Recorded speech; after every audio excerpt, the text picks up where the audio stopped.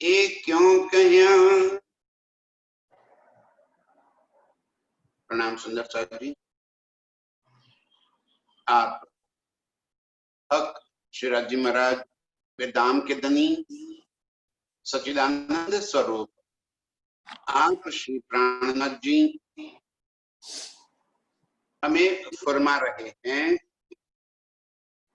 अक के मुख को, अक के एक एक गुणों को सागर की उपमा दे रखी है। 2-3 दिन से हम यही बातें सुनते रहते हैं। एक एक गुण को, उनकी शोभा को सागर सागर सागर, इश्क का सागर, इलम का सागर, रस का सागर, एक एक चीज के सागरों की उपमा दे रखी है। धनी जी कह रहे कि किसी मोमिन के दिल में ये प्रश्न होवे कि इन सागरों का नाम क्यों दे दिया, ये कौन से सागर मुख के ऊपर लहरा रहे हैं।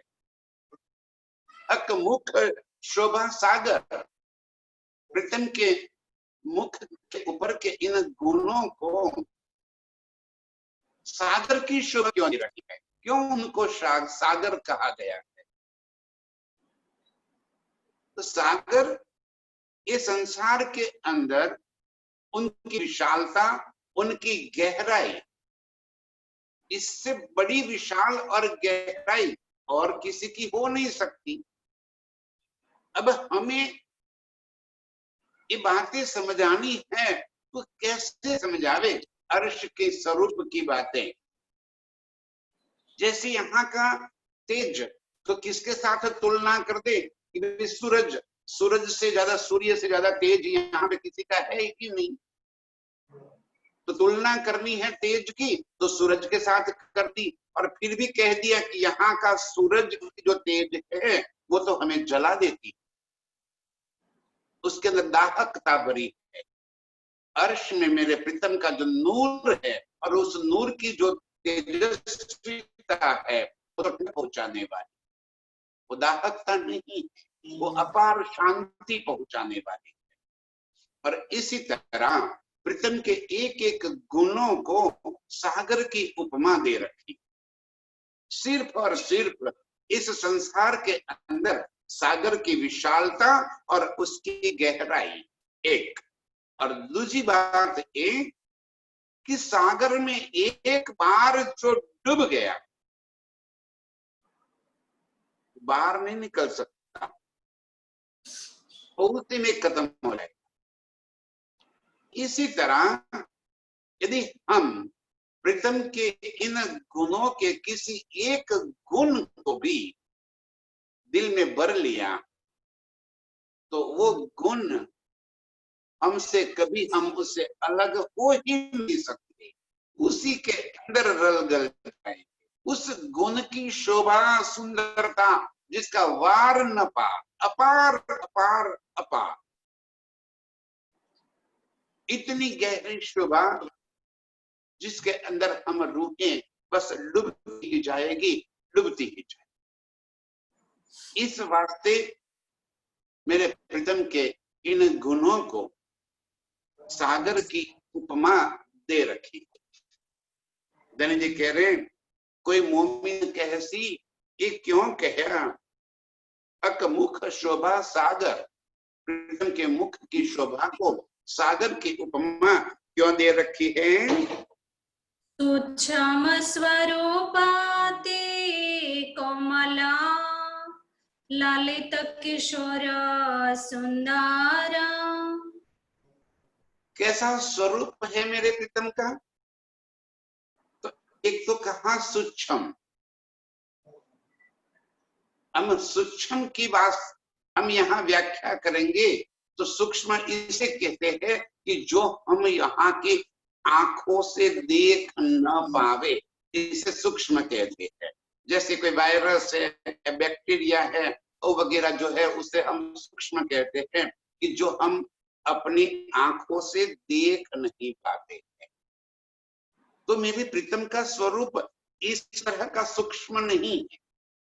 गणेश जी कह रहे कि सूक्ष्म स्वरूप कैसा, यहाँ जो हमारा स्वरूप बना हुआ है वो 5 तत्व और 3 गुण को मिलकर बना है। अर्श में न तो 5 तत्व है और न गुण है, सारी शोभा नूर की ही नूर है। तो उस नूर की शोभा का जो स्वरूप है उस वास्ते उसको सूक्ष्म स्वरूप कहा, जो पारदर्शी है, जिसके अंदर मांस, हड्डियां, खून, चमड़ी, इन चीजों की आवश्यकता नहीं है और फिर भी वो स्वरूप है। और अति सुंदर सूक्ष्म स्वरूप, अति कोमल। अब नूर के सारे गुण, तो नूर के गुण क्या है? कोमलता, नरमाई, सुगंधिता, तेजस्विता और चेतनता, ये सारे गुणों से भरे हुए मेरे प्रीतम का स्वरूप अति सूक्ष्म है। छोटा नहीं कहा था सूक्ष्म का स्वरूप, यहाँ सूक्ष्म का स्वरूप वो है जो पारदर्शी है, वो चेतन है और फिर भी हर गुणों का एहसास कराने वाला। वैसा वो कोमल स्वरूप ललित, सर्व गुणों से भरा हुआ, सर्व कलाओं से भरा हुआ, लुभावना, अति आकर्षित है, ऐसा किशोर वह स्वरूप। एक किशोर का अवस्था, किशोर अवस्था जहां पे कभी न कोई पैदा होता है तो बच्चा ना हुए, न कोई वृद्धावस्था है, सदा किशोर, एक ही अवस्था। ऐसा मेरे प्रीतम का सुंदर स्वरूप। उस सुंदरता की तुलना यहाँ के सागरों के साथ कर रखी, कितना सुंदर है। तो सागरों के मानंद सुंदर है, इसके अंदर क्या क्या भाव भरे पड़े हैं। आनंद है तो भी सागर के माफी, गहराई है तो भी सागर के माफी, उसकी लालिमा तो भी सागर के माफी। इस वास्ते धनी जी कह रहे कि यदि कोई मोमिन के दिल में ये आवे कि इस मुख के सागर को सागर क्यों कहा, उसके सागर को उपमा क्यों कह दी। और हम बार बार यही कहते हैं कि जैसे सागर के अंदर लहरें उठती हैं, ऐसे ही मेरे प्रीतम के मुख के ऊपर लहरें उठती है। लहरें उठती है उसका मतलब ये हुआ कि हम रूहें प्रीतम के एक गुणों को जैसे जैसे एहसास अंदर आत्मसात करते जाते हैं, उसकी और अधिकता हमें नजर आती है।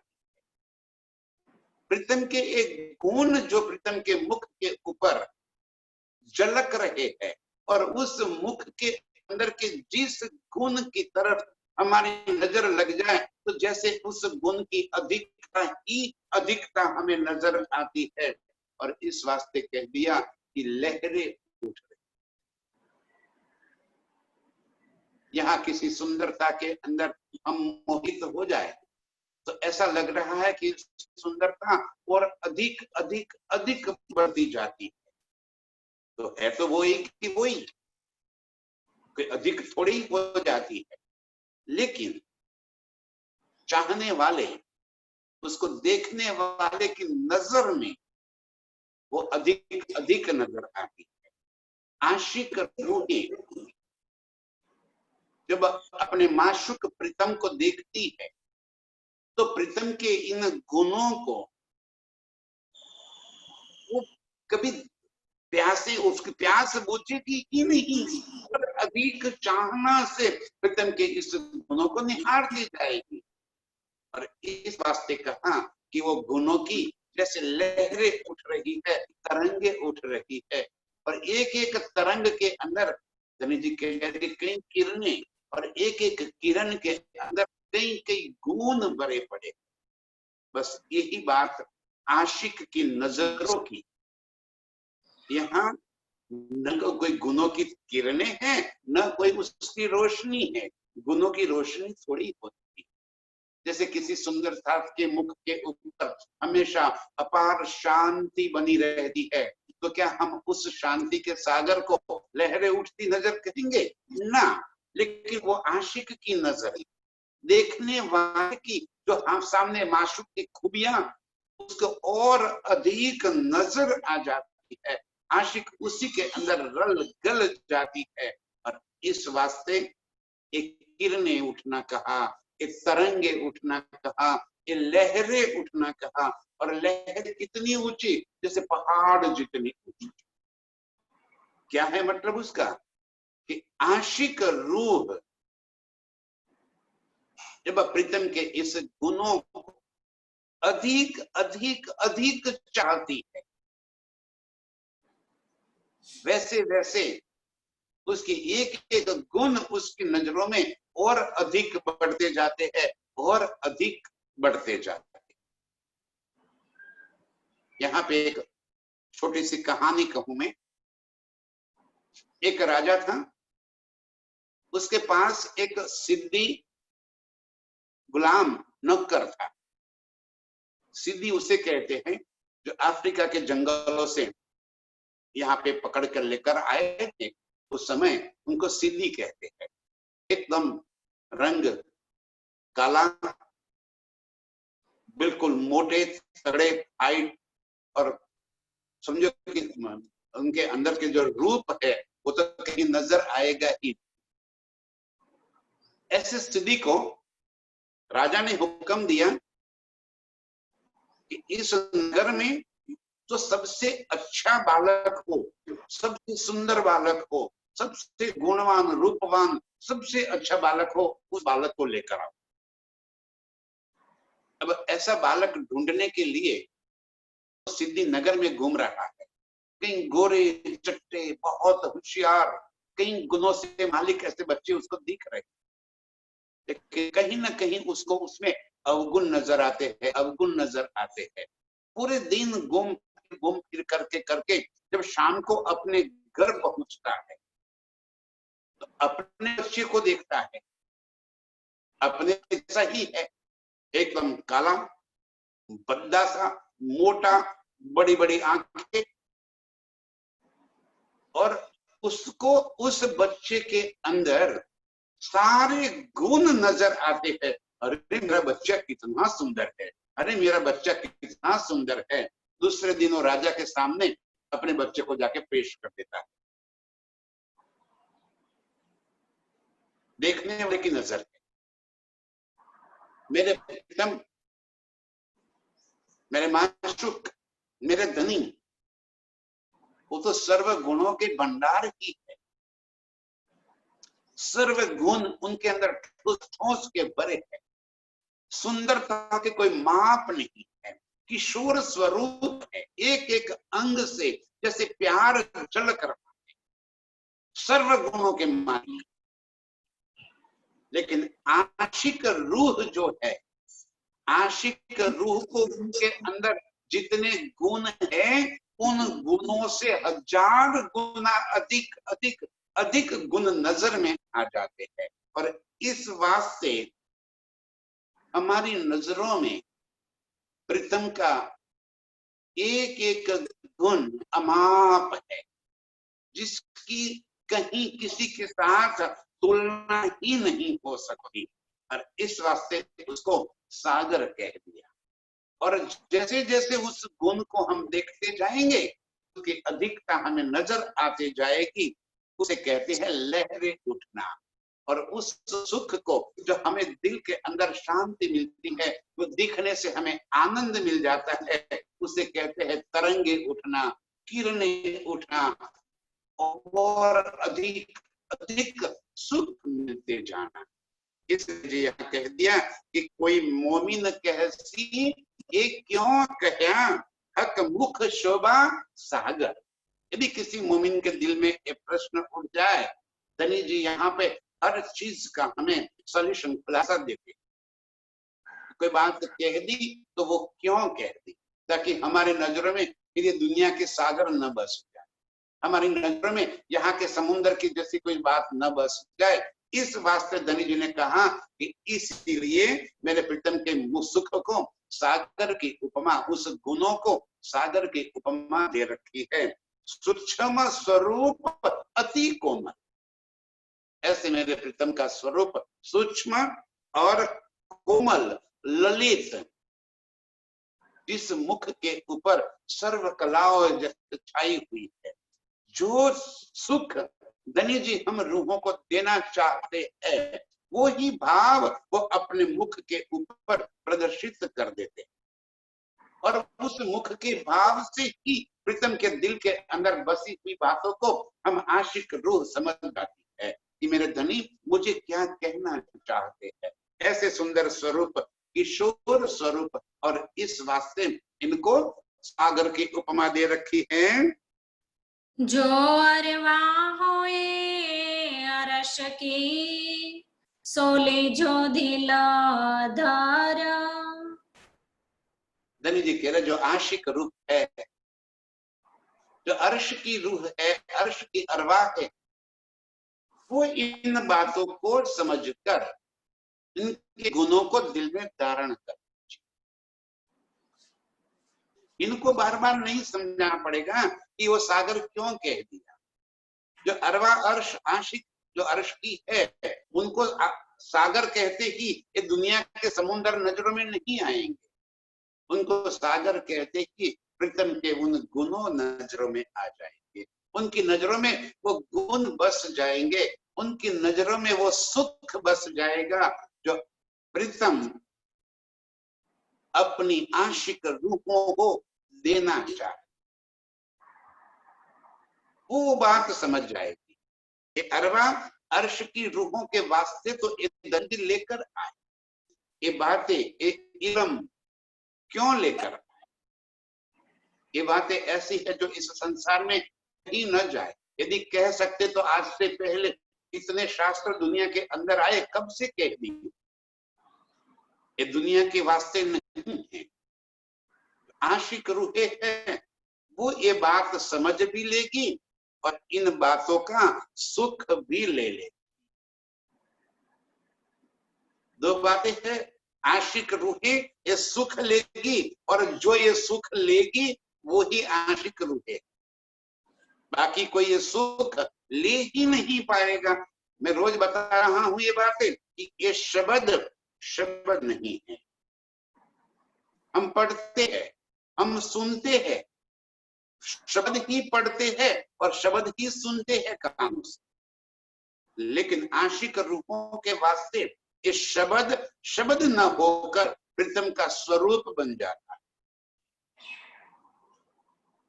इस शब्द से प्रीतम के सारे गुण हमारी नजरों के सामने जैसे खड़े हो जाते हैं। इनके एक एक अंग की शोभा हम रूहें यहाँ पे इन शब्द से मायने से हमारी नजरों के सामने बस जाते हैं और वो हम दिल में भर लेते हैं। ये आशिक रूह का काम है। आशिक रूह ये सुख ले पाएगी। जी कह रहे हैं जो अरवा होए अर्श की, सो लीजो दिल धर। स्पेसिफिकली कह रहे कि जो आशिक रूहें हैं अर्श की, वो ये सुख को ले लीजिएगा। ये शब्द के मायनों में मत पड़िएगा। अर्थ के अनर्थ होते चले जाएंगे, होते चले जाएंगे, हमें उससे कोई मतलब नहीं। हमें तो एक शब्द से प्रीतम का स्वरूप नजर में आ गया तो उसे अधिक कहने की जरूरत नहीं पड़ती, बात कहीं पे उसके लिए खत्म हो जाती। आशिक रूह उसी पल उसी सुख के सागर में डूब जाती। यदि डूब पाई तो अरवा अर्श है, बाकी तो कहते रहो, सुनते रहो, सारा जीवन यूं ही चला जाए, कहना और सुनना। यदि परिवर्तन न आए, यदि ये सुख जीवन में न आया, यदि इस प्रीतम के स्वरूप को दिल में न बसा लिया, तो कहना सुनना तो कोई अर्थ, कोई मतलब ही नहीं रहे। जो अरवा होवे अर्श की, धनी जी के जो अर्श की अरवा है वो चित्त में ये बात को भर लीजिए कि मेरे प्रीतम के मुख के सागर क्यों कहा, और उन गुणों को कैसे हमें दिल में बसा लेना है, कैसे मेरे प्रीतम के गुण, कैसा वो स्वरूप की सुंदरता है, कैसे वो प्रीतम के नेत्र से कैसे वो रस बह रहा है, कैसे वो इश्क के इशारे कर रहे हैं और उस इशारों को हम कैसे जवाब देते हैं, वो तो आशिक जाने और माशूक जाने। जो अरवा होवे अर्श की, ये बातें वो दिल में भर लेगी।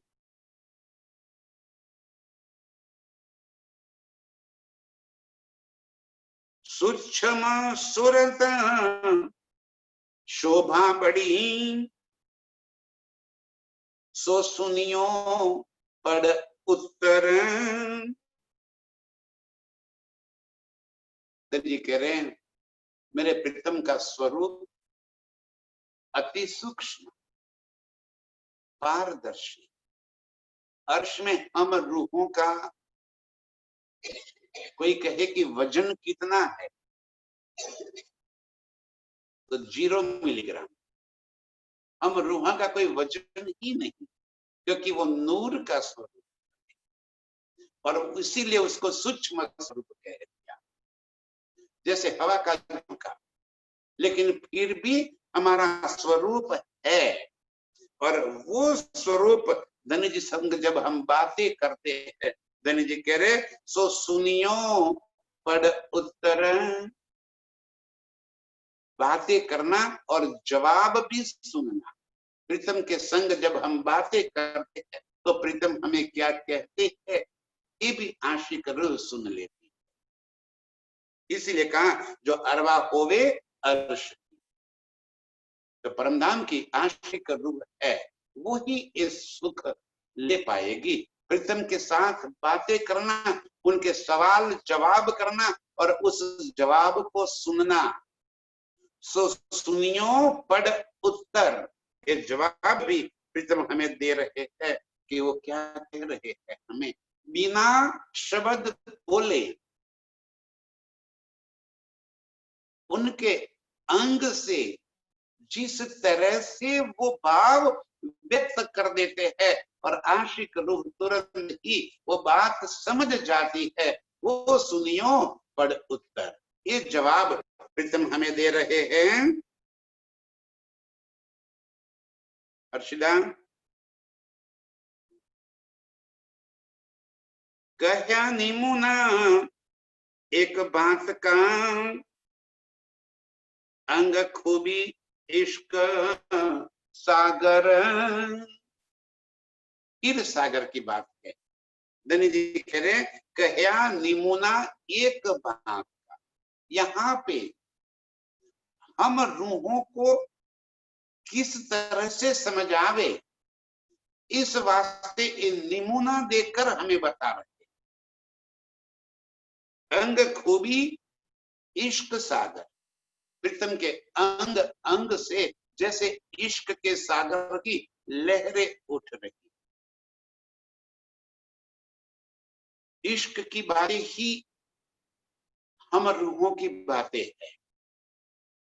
इश्क की चाहत, इश्क के सिवा और कोई बात अर्श में है ही नहीं। सारे सुख इश्क के ही है। अब इश्क है क्या? इश्क कोई कहने या सुनने की बात नहीं होती। इश्क हमारी अभिव्यक्ति है। इश्क प्रीतम की तरफ का जो हमारा लगाव है, जो खिंचाव है, प्रीतम से एक पल के लिए भी जुदागी न होवे, प्रीतम के अंग अंग से प्यार हो जाना, उनके एक एक गुणों को समझना, उन गुणों को दिल में धारण कर लेना, ये इश्क है। और आशिक रूहों का तो यही खुराक है, खाना यही, पीना यही, प्रीतम का दीदार ही, उनके स्वरूप को बस देखते रहना। आशिक रूह उन देखते देखते प्रीतम के गुणों के अंदर डूब जाए,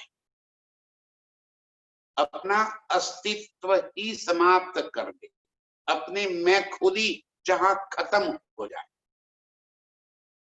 मैं न रहे, प्रीतम की मैं में अपनी मैं समा जाए, दो से एक हो जाए। जब तक मैं और प्रीतम दो है, इश्क कहां से होगा? इश्क में मैं रहूंगी ही नहीं। इश्क में आओ मैं मारे की लार, पूरा एक धनी जी ने खिलवत के अंदर ये बातें लग कर कहती है, मैं बिन मैं मरे नहीं, मैं सो मारना मैं, इन भी मैं को मार। धनी जी कह रहे अपनी मैं खुद ही जब तक खत्म नहीं होती, और जब तक मैं है तब तक प्रीतम कहते हैं मैं नहीं, तू है तो कर ले। इश्क वो है जहां अपनी मैं खत्म, प्रीतम की मैं में हम खुश लुभ जाए, उसी की मैं में अपने आप को हम समा ले। कह्या निमोना एक बात का, और अंग खूबी इश्क सागर। प्रीतम के एक एक अंग की खूबियां जैसे इश्क के सागर लहरा रहे हैं, और हम आशिक रूहे उस इश्क सागर में गोते लगा। दिल देना दिल लेना, आशिक रूहों का बस यही तो खुराक, यही तो काम, इश्क के सिवा और कोई बात ही नहीं है। प्रीतम के एक एक अंग से जैसे इश्क के सागर बह रहे हैं, और हम आशिक रूहे उसी सागरों में डूब रहे हैं। खुशबोई नरमा चकलाइया, सब सागर कहे यो कर। और इसीलिए प्रीतम के एक एक गुण को, अब अधिकता खुशबू कितनी है तो उस खुशबू का कोई नाप थोड़ी होता है। पूरे अर्श में जो खुशबू फैली हुई है, वही खुशबू तो मेरे प्रीतम के अंग की खुशबू है। मेरे प्रीतम के सिवा और कोई खुशबू अर्श में है ही नहीं, और इस वास्ते उसको सागर कह दिया। जहां के कण कण में मेरे प्रीतम की खुशबू व्याप्त है, तो उसे सागर न कहे तो और कहे, इसीलिए खुशबू का सागर कह दिया। नरमाई इतनी है कि पूरा अर्श इसी गुण के अंदर बना हुआ है, तो इसीलिए नरमाई का भी सागर कह दिया। अर्श की सारी न्यामतें मेरे प्रीतम का ही स्वरूप, नूर जमाल का नूर ही तो व्याप्त है चारों तरफ, और इस वास्ते सारी न्यामतें इतनी ही नरम है, इतनी ही कोमल है, और इस वास्ते नरमाई का भी सागर कह दिया। अब चकलाइया चेतनता मेरे प्रीतम की, उसकी विशालता, अर्श की विशालता, इसीलिए उसको बेहद कह दिया, जिसकी कोई हद है ही नहीं, जिसकी कोई हद हो सके नहीं, तो चकलाई का सागर कह दिया, बेहद का सागर कह दिया, उनकी विशालता का सागर कह दिया, उनकी चेतनता का इस सागर कह दिया।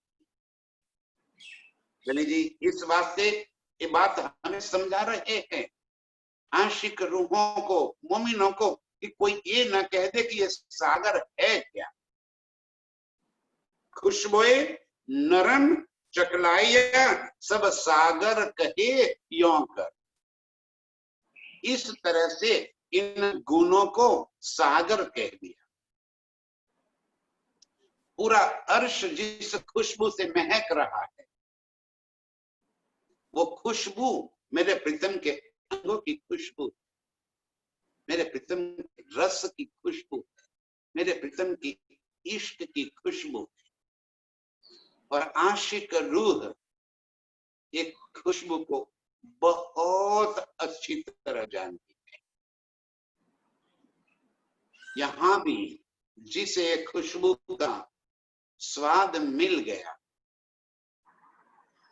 वो कभी भी इस स्वाद से अलग नहीं हो पाए। धनी जी कह रहे, इस वास्ते इन सारे गुणों को सागर की उपमा दे रखी है।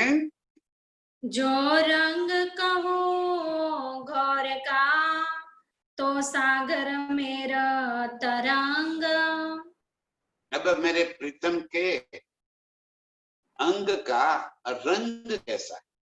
तो कहते हैं गौर, उज्जवल, लालिमा युक्त। अब उसकी अधिकता कितनी कहेंगे हम? प्रातः काल का जब सूरज निकलता है तो पूरा आसमान लालिमा से भर जाता है। जहां भी देखेंगे हम, जैसे लाल लाल शेड किसी ने रंग कर दिया हो, पीछी गुमाली हो आसमान के अंदर, इतनी लालिमा चारों तरफ छा जाती है। कहते हैं जो रंग कहूं गौर का, प्रीतम के अंगों का रंग कहूं तो वो इतना उज्जवल है, इतना गौर, चमकीला। कैसा? लाल, वो भी कैसा? कसुम्बी लाल। हल्की सी लालिमा पूरे अंग में जैसे छाई थी, और वो भी उज्जवलता से भरी। अब उस उज्जवलता को सागर न कहे तो और कहे। जिस उज्जवलता से पूरा धाम छा जाता है, उस उज्जवलता को सागर न कहे तो क्या कहा जाए? जिसके रंग में पूरा अर्श रंग जाता है। प्रीतम के मुख के तरफ जब आशिक रूह देखती है, और उसके बाद प्रीतम के मुख से जो तरंगे उठ रही है, जो किरणें उठ रही है, उस किरणों को देखती हुई पूरे अर्श में जहां भी उसकी नजर पड़ जाती है, समझो कि पूरा अर्श उसी रंग से रंग गया हुआ महसूस होता है। आगे भी धनी ने बार बार ये बातें हमें समझ आई। जैसे उनके भूषण के किसी एक नंग के ऊपर हमारी नजर पड़ जाती है, तो वो नंग का रंग जो होता है, उसकी तरंगों से हम देखेंगे तो पूरा परंदम उसी रंग में छा जाता है। इसी तरह प्रीतम के मुख की उज्जवलता, उस उज्जवलता की जो किरणें अर्श के अंदर उठ रही है, हम प्रीतम के मुख से नजर करके यदि अर्श की ओर नजर करेंगे, तब देखो अब सारी मोहलाते लालिमा युक्त गौर दिख रही। मानिक भी उसी रंग में रंगा है और पुखराज भी उसी रंग में रंगा। बड़ी रांग तक की सारी मोहलाते उसी गौर उज्जवलता से जैसे नहा रही है। सारे वन, सारे पशु पंछी, यहां तक कि जल, आकाश, जीमी, हर चीज उसी घोर और उज्जवलता से नहाए हुए है। हर जगह पे एक ही रंग मेरे प्रीतम का जैसे भरा हुआ नजरों में आ रहा है। धनी जी इसीलिए कह दिया कि कहा निमुना एक बात का अंग खूबी इश्क सागर खुशबोए, सॉरी हाँ, जो रंग कहूं गौर का, एक जो उज्जवलता का रंग है कैसे छाया है, तो सागर मेर तरंग, मेर माने पहाड़, वो तरंगे उठ रही है तो किसी पहाड़ की तरंग जैसे गौर की तरंगे उठ रही है, और उसी उज्ज्वलता में पूरा परमधाम छा जाता। इससे सागर न कहे तो कहे, इसे सागर की उपमा न देवे तो इस संसार में इससे बड़ा तो कुछ है ही नहीं कि जिससे हमारी नजरों में बात बस जाए। इस बात से धनी जी कह रहे हैं कि प्रीतम के मुख के इस उज्ज्वलता को, इस गौर वर्ण को सागर की उपमा देकर कह दिया कि पूरा अर्श उसी के रंग में रंग गया है। जो कहो लाल मुखा दुरा, होए सागर लाल सुरंग। प्रीतम के जब होठों के ऊपर नजर पड़ जाती है, आशिक रूह प्रीतम के एक एक अंग को ऐसे प्यार से निहार रही है, और जिस अंग के ऊपर उसकी नजर लग जाती है वहां से नजर हटने का नाम ही नहीं लेती।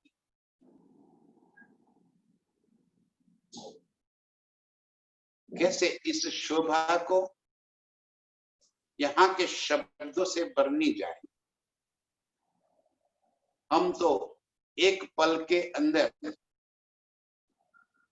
प्रीतम का पूरा स्वरूप, इतना ही नहीं, अर्श की सारी न्यामतें, सारी मोहलातें, सारी लीलाएं जैसे नजर करके वापिस आ जाते थे।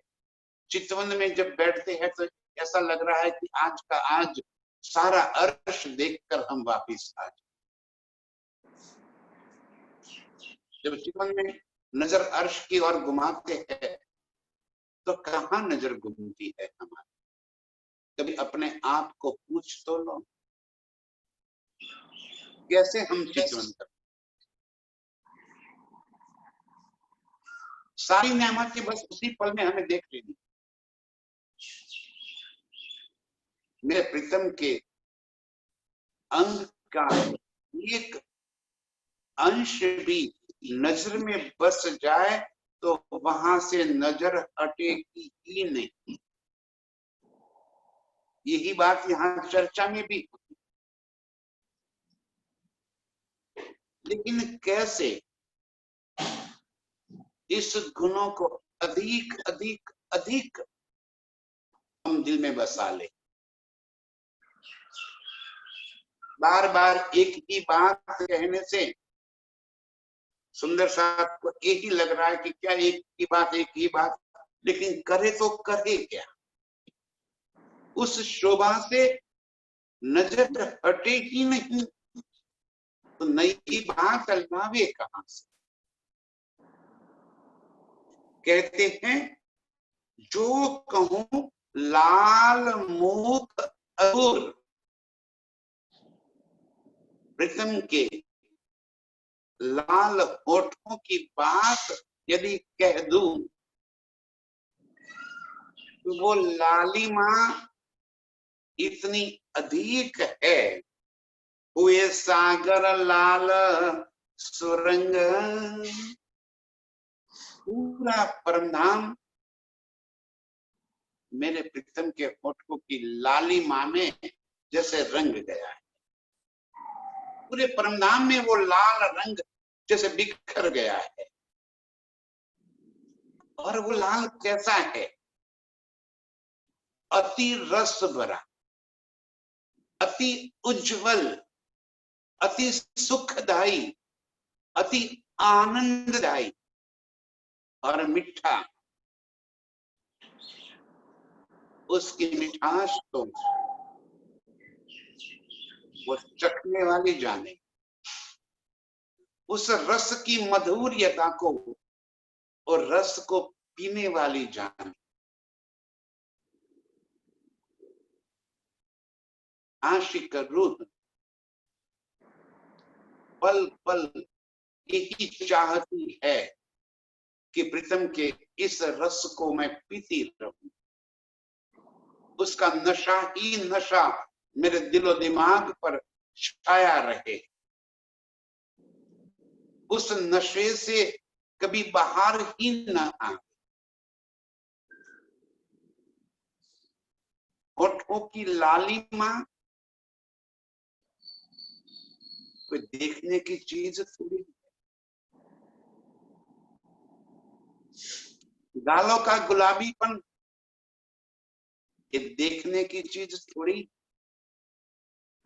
आंखों की वो गहराई, वो कजरा और देखने की चीज नहीं, वो तो डूबा जाता है, उसका सुख लिया जाता है, उस सुख की मस्ती में मस्त हुआ जाता है। अधूर की लालक बात यहां मेरे प्रीतम के मुख के होठों की लालिमा की चल रही, उस लालिमा को देखने के बाद, उस होठों की शोभा को देखने के बाद आशिक रूह अपनी नजर कैसे कहीं और ले जा सकती है।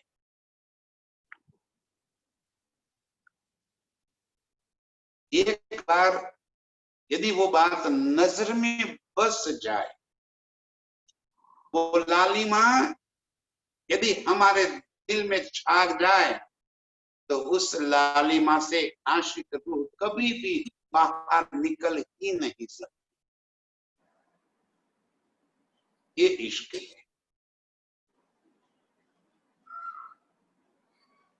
उस लबों के ऊपर के रस और प्रीतम के होठ भी पल पल नई नई अदाएं दिखा रहे हैं, नई नई तरह से अपने और हम रूहों को आकर्षित कर रहे हैं।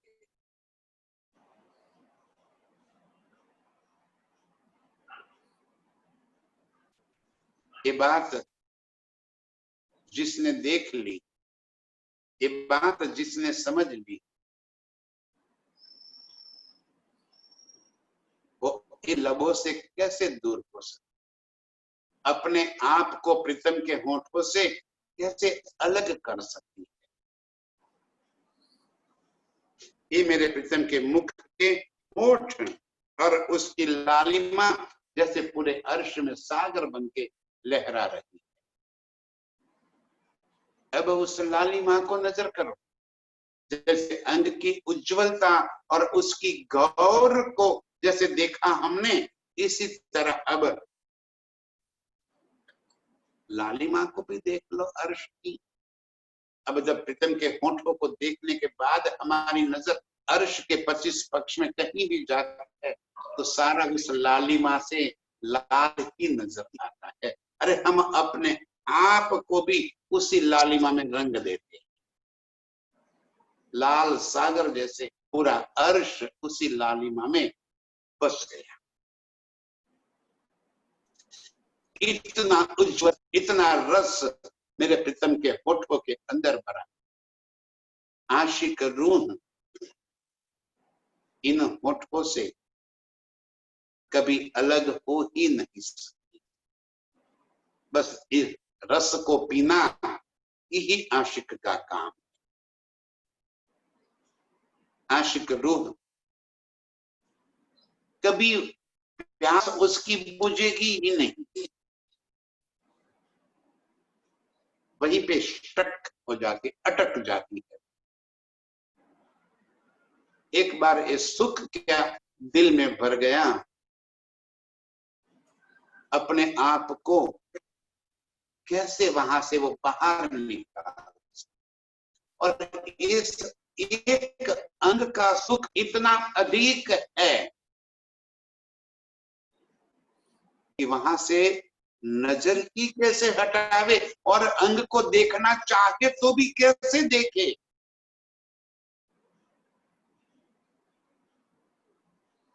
इसलिए उसको सागर की उपमा धनी जी ने दे रखी है।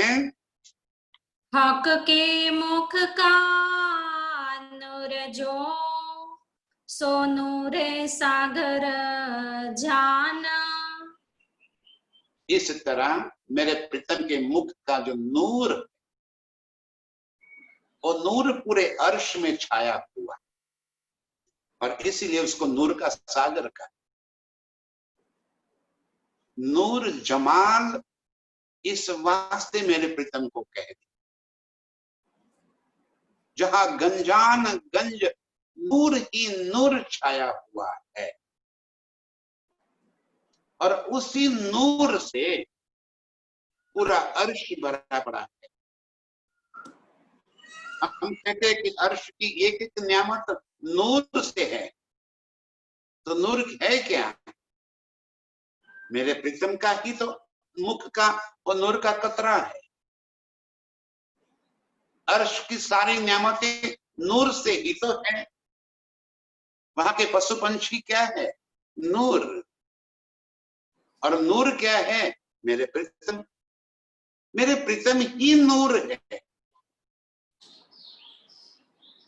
ये बात तो हमें पता है कि वन के पशु पंछी भी नूर है, और वहां के वन और मोहलाते भी नूर की है। जल भी नूर है, प्रकाश भी, तेज भी नूर है, वायु भी नूर है, खुशबू भी नूर है, चेतनता भी नूर है, कोमलता भी नूर है।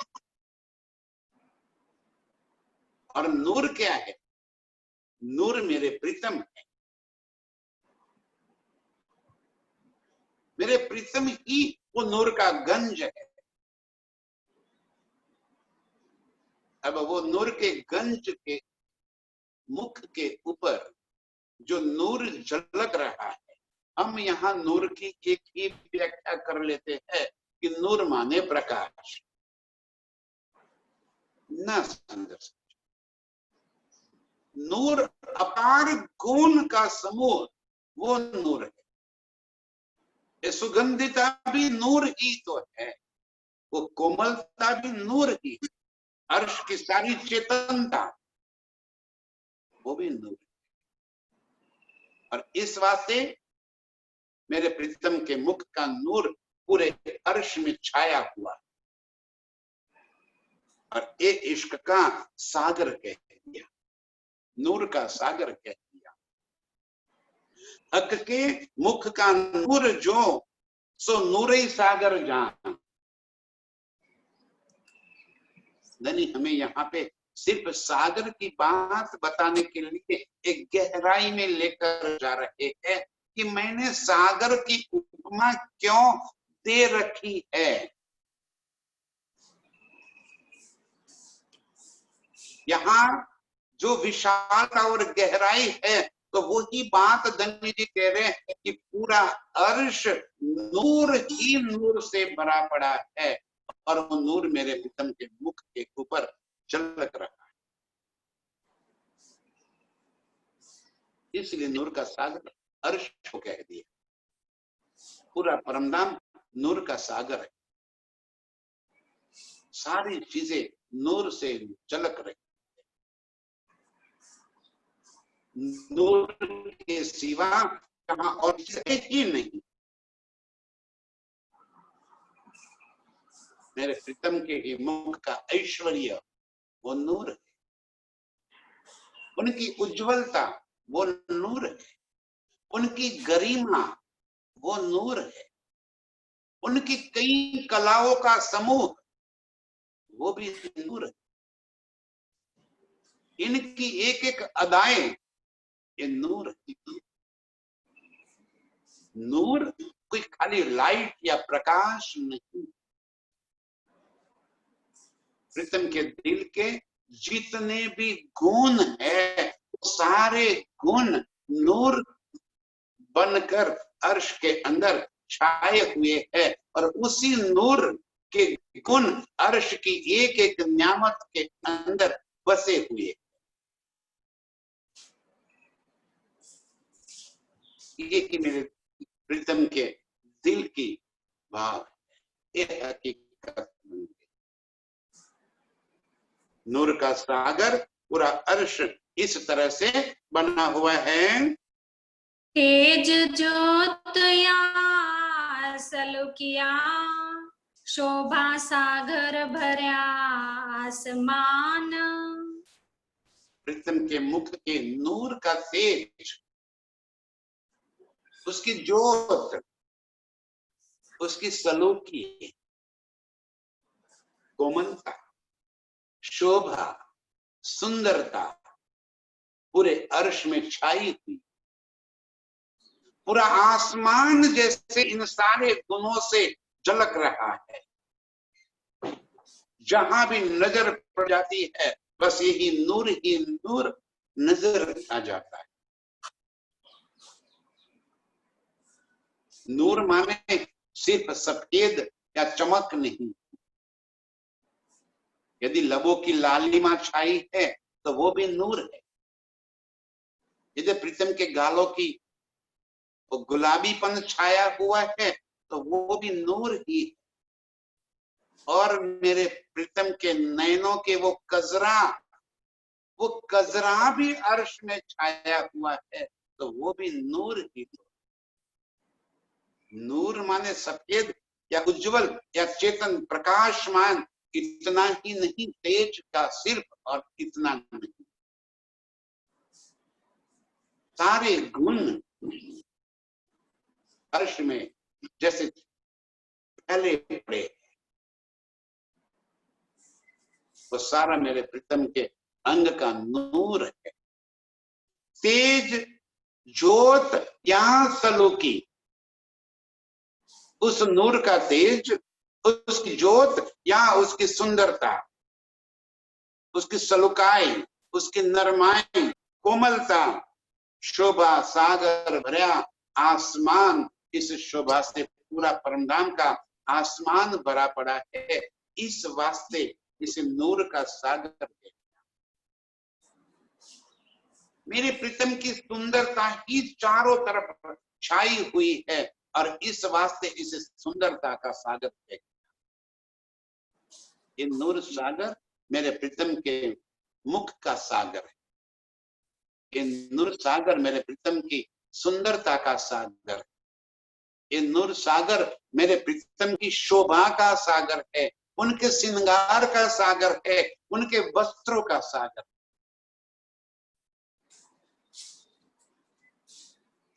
सारे गुण इस नूर में ही भरे पड़े।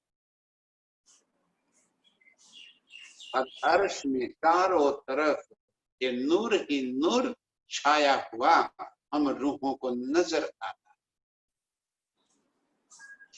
उसी नूर में हम डूबी रहती। आशिक रूह कभी भी इस सुंदरता को देखते देखते तृप्त होती ही नहीं।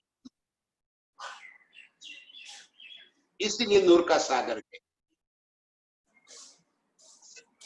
तृप्त हो जाए तो वो सागर सागर नहीं है। चितवन करते करते जब हम प्रीतम की इस सारी नियामतों को अपने दिल में भर लेते हैं, अब प्रीतम के मुख के सागर की इस शोभा को, इस शोभा के सागर को हम दिल में बसाते हुए उसी शोभा के सागर में हम डूबे रहे, उसकी गहराई में हम बसे रहे। इस शोभा के सागर के एक एक गुणों को हम दिल में बसाते रहे। प्रीतम के अंग अंग से वो शोभा झलक रही। प्रीतम यदि हाथ भी हिलाते हैं, एक उंगली भी हिलाते हैं तो जैसे तरंगे उठ रही है आसमान।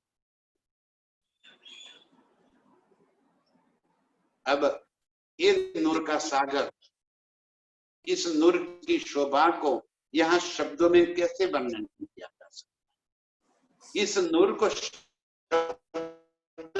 में कैसे लाया जा सकता? उस नूर को अनुभव ही किया जाता है, उसके अंदर मस्त हुआ जाता है, उसमें डूबा जाता है, उसे शब्द में नहीं लाया जा सकता। ये नूर सुनते ही प्रीतम का मुख हमारे सामने तुरंत ही आ जाए। नूर शब्द सुनते ही प्रीतम के मुख की शोभा, सुंदरता हमारी नजरों में बस जाए। ये नूर का साथ। और आशिक रूह इस सुंदर शोभा को अपने दिल में बसाती हुई उसी मस्ती में मस्त हो जाए। ऐसे प्रीतम के एक नूरी मुख को दिल में बसाकर उसी शोभा में रात दिन मस्त रहने वाली सभी रूहों के चरणों में कोटि कोटि प्रणाम।